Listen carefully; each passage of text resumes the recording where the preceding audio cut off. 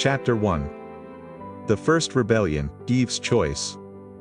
The Garden of Eden was bathed in an otherworldly light, the kind of golden hue that only exists in the perfect mornings of creation.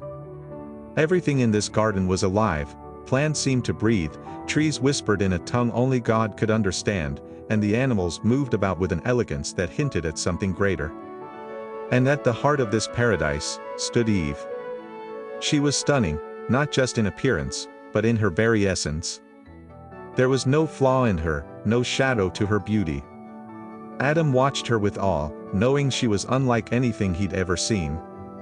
Crafted by God himself, Eve held a unique blend of innocence and curiosity that could either keep her close to her Creator or lead her down a darker path. But the serpent knew. He had been watching for some time, slipping silently through the leaves, waiting for the right moment. He wasn't just any creature, he was cunning, crafty, with eyes that seemed to glow with forbidden knowledge. And Eve, with all her grace, was his target. She was the gateway. She wandered near the tree of the knowledge of good and evil, a tree unlike the rest. Its fruit shimmered in the dappled sunlight, almost calling out to be touched. God had commanded them not to eat from it, but Eve, curious and drawn by its allure, came close. Did God really say you must not eat from any tree in the garden? The serpent's voice was soft, almost persuasive, as if he were an old friend merely asking for clarification. Eve, her eyes narrowing slightly in thought, responded, "We may eat the fruit from the trees in the garden, but God said, you must not eat fruit from the tree that is in the middle of the garden, and you must not touch it, or you will die." Her voice was confident, yet there was a flicker of something underneath. Doubt, perhaps. The serpent slithered closer, his voice now tinged with a knowing smile. "You will not surely die. God knows that when you eat of it, your eyes will be opened, and you will be like God, knowing good and evil." For a moment, the world seemed to pause. Eve's heart quickened. Like God. To know what he knows, to see beyond what she was allowed to see. It was a tantalizing thought, and the more she considered it, the more the fruit seemed less like a forbidden object and more like an invitation. She could feel her pulse racing in her ears. Was God holding something back? And then she did it. Eve reached out, plucked the fruit from the tree, and brought it to her lips. There was no thunder, no immediate flash of divine wrath. Instead, the world around her seemed to expand. Her eyes, wide with wonder, now saw with a new lens, a painful clarity. She passed the fruit to Adam, who ate without a word, his loyalty to Eve outweighing his obedience to God. In that shared moment of rebellion, something snapped. Everything changed in an instant. Their innocence was shattered. They had become painfully aware of their nakedness, a symbol of their vulnerability and guilt. They scrambled to cover themselves with fig leaves, trying to hide the consequences of their sin, but there was no escaping what had been done. The perfection they had known was now a distant memory. Then came the sound.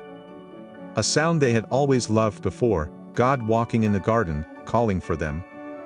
But now it struck fear deep within them. They hid, crouching behind trees, hoping that somehow, they could escape his gaze. "Where are you?" God's voice echoed through the garden, not in anger, but in deep sorrow. Adam and Eve emerged slowly, their shame undeniable. "What is this you have done?" God's question to Eve was simple, but the weight of it was crushing. Eve couldn't even look up as she spoke. "The serpent deceived me, and I ate." Her voice trembled. She knew there was no undoing this. And there wasn't. God's response was swift. To the serpent, he cursed him to crawl on his belly, destined for eternal enmity with the woman's offspring. To Eve, the judgment was profound, pain in childbirth, a new strain in her relationship with Adam.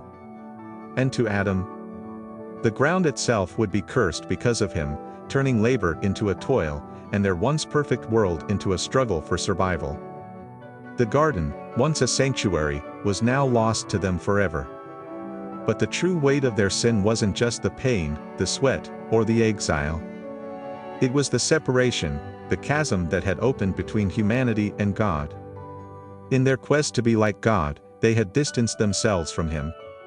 And that was the greatest tragedy of all. As Adam and Eve left Eden, the angels stood guard at its gates, their flaming swords flickering in the dimming light.